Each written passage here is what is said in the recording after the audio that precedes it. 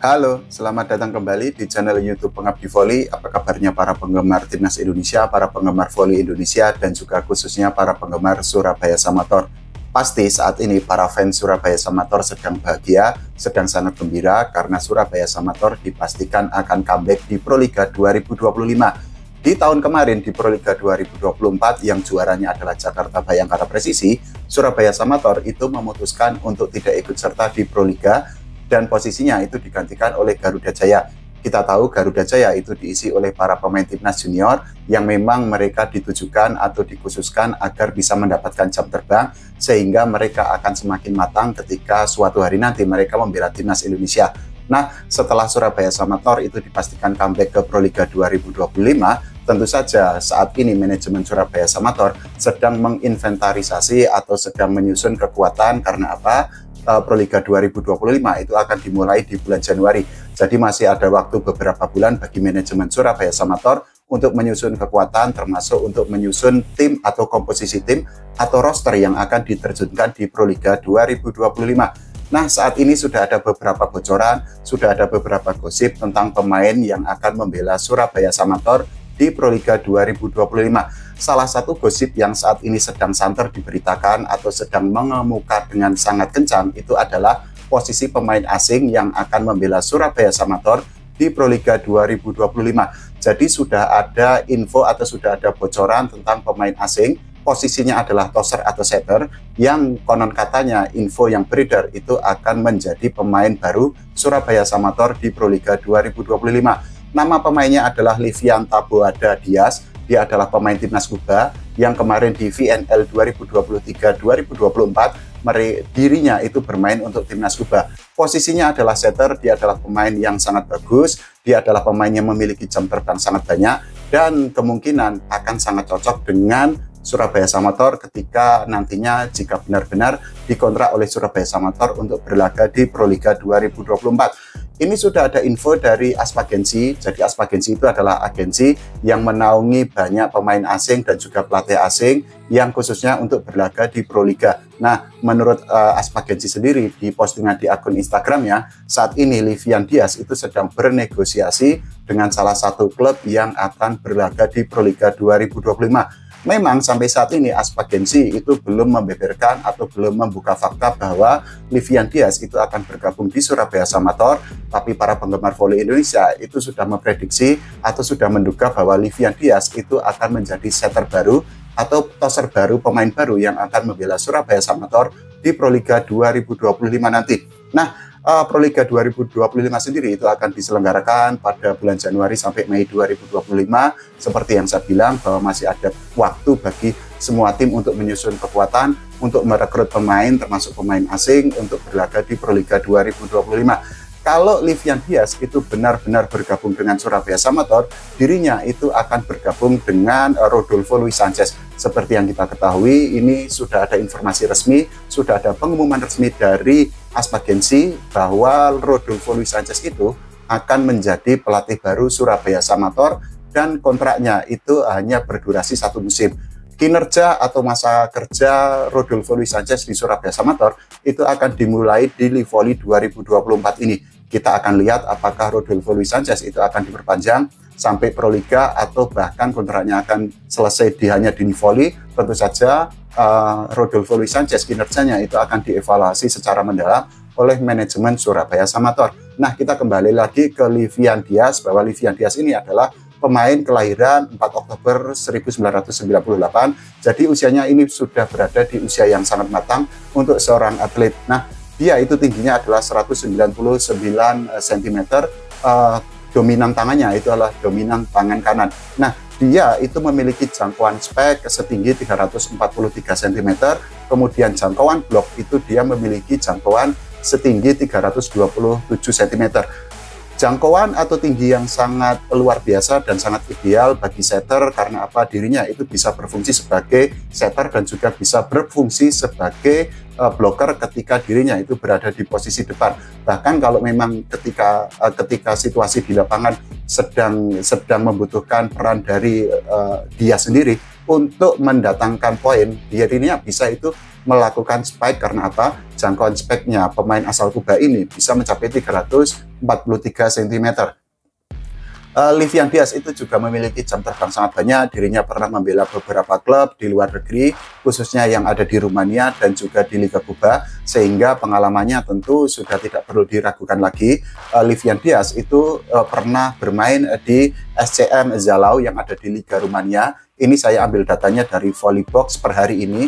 Jadi dirinya pernah membela SCM Zalău pada tahun 2023 sampai 2024. Kemudian dirinya Livian Diaz ini pernah membela Cynthia Explorari Baia Mare itu di Liga Rumania juga, itu pada tahun 2021 sampai 2023. Selain itu Livian Diaz itu juga pernah bermain di Liga Kuba. Tepatnya dirinya membela Leones de la Blabana yang berlaga di Liga Kuba itu pada tahun 2021 sampai 2023. Itu adalah sejarah atau itu adalah karir yang dijalani oleh Livian Diaz di level klub, tapi kita juga akan membahas tentang prestasi yang didapatkan oleh Livian Diaz ketika dirinya membela timnas Kuba. Jadi dia pernah menjadi best setter untuk ajang namanya Central American and Caribbean Games tahun 2023. Selain itu, Livian Diaz itu juga pernah membawa timnas Kuba itu menjadi juara Pan America Cup pada tahun 2019 dan juga tahun 2022. Selain itu, Livian Diaz itu juga pernah membela timnas Kuba meraih perunggu pada tahun 2018 di event yang sama. Tidak hanya itu, Livian Diaz itu juga pernah memberikan medali perak kepada timnas Kuba di ajang Pan American Games tahun 2019. Selain itu ada juga medali perunggu pada tahun 2023 ketika Livian Diaz itu membela timnas Kuba di ajang Norgeca Championship tahun 2023. Selain itu Livian Diaz itu juga pernah membela beberapa kelompok umur di timnas Kuba. Salah satunya adalah kelompok umur under 21 pada tahun 2017. Dirinya membantu timnas Kuba itu merebut perak di World Championship atau kejuaraan dunia. Selain itu, dirinya itu juga mempersembahkan medali perunggu untuk timnas Kuba di ajang kejuaraan dunia pada tahun 2017 untuk under 23 tahun. Nah, selain itu Livian Diaz itu juga pernah membela timnas Kuba di ajang kualifikasi Olimpiade 2024. Nah, kalau kita melihat tentang sejarah atau tentang prestasi dan juga karir yang dimiliki oleh Livian Diaz, tentu saja Livian Diaz merupakan salah satu pemain yang memiliki jam terbang sangat tinggi dan juga dia memiliki kemampuan yang sangat bagus. Tapi apakah nanti akan Surabaya Samator akan mengontrak Livian Diaz? Kita akan menunggu sampai akhir, akan menunggu sampai pengumuman resmi diberikan oleh Surabaya Samator dan juga khususnya oleh Aspagensi selaku agensi yang menaungi Livian Diaz. Karena apa? Seperti yang saya bilang, sampai saat ini Livian Diaz itu masih bernegosiasi atau masih berkomunikasi dengan salah satu klub yang berlaga di Proliga 2025. Tapi memang banyak penggemar voli yang sudah menduga atau sudah memprediksi bahwa Livian Diaz itu akan bergabung dengan Surabaya Samator. Nah, kalau kita bicara tentang setter asing yang dimiliki oleh Surabaya Samator, tentu saja kalau misal Livian Diaz itu benar-benar bergabung, dirinya bukan satu-satunya atau bukan setter asing pertama yang dimiliki oleh Surabaya Samator. Karena apa? Surabaya Samator sepanjang rekam jejaknya, sepanjang sejarahnya, itu cukup sering menggunakan pemain yang berposisi sebagai setter dan itu adalah pemain asing. Kita lihat, kita mundur jauh ke belakang, jadi pada tahun 2014 di Proliga 2014 saat itu Surabaya Samator itu mengandalkan Redel Aguirre saat itu. Bahkan Redel bisa membantu Surabaya Samator menjadi Proliga 2014 sekaligus dirinya itu dinobatkan sebagai best setter di Proliga 2014. Kemudian di Proliga 2018 saat itu Surabaya Samator itu mengontrak setter asing namanya Yosvani Gonzalez. Ini juga dari timnas Kuba. Ini sama negaranya, sama dengan Rodolfo Luis Sanchez dan juga Livian Diaz. Kemudian di Proliga 2020 saat itu Surabaya Samator itu mengontrak Lucas Alain Silva sebagai setter asing. Dan di tahun 2023 Surabaya Samator di Proliga 2023 itu juga mengontrak setter asing atau toser asing, namanya adalah Paulo Luri Barbosa Lamonier. Nah, kita akan lihat bagaimana apakah Surabaya Samator itu akan benar-benar menjadi setter asing baru bagi Surabaya Samator di Proliga 2025. Kita patut nantikan. Yang pasti kalau benar-benar dirinya bergabung dengan Surabaya Samator, dirinya tentu akan bereuni atau berkolaborasi dengan Rodolfo Luis Sanchez yang sudah ditetapkan atau sudah diumumkan sebagai pelatih baru Surabaya Samator. Nah, kalau kita bicara tentang pemain asing, tentu saja ada berbagai gosip tentang pemain lokal, khususnya yang patut dinantikan adalah Riva Nurmulki. Karena apa? Kita tahu Riva Nurmulki itu adalah pemain yang merupakan binaan asli dari Surabaya Samator.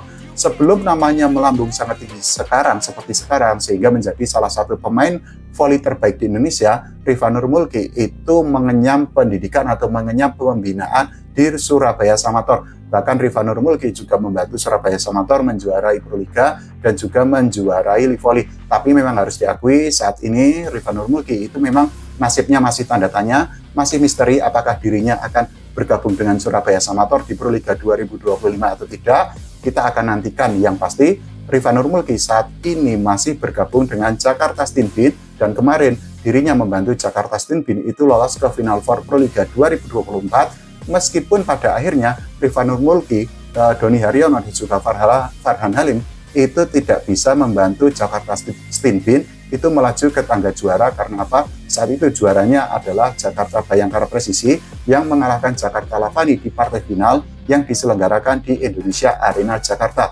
Nah, menurut kalian apakah Livian Diaz itu akan benar-benar bergabung dengan Surabaya Samator atau tidak? Dan juga bagaimana menurut kalian tentang peluang atau isu bahwa Riva Nurmulki itu akan bergabung dengan Surabaya Samator atau tidak? Silahkan tulis di kolom komentar. Kita doakan Surabaya Samator tetap berprestasi, dan tidak lupa kita doakan timnas Indonesia mendapatkan prestasi tidak hanya di level Asia Tenggara seperti saat ini, tapi juga di level Asia dan juga di level dunia. Terima kasih, sampai jumpa.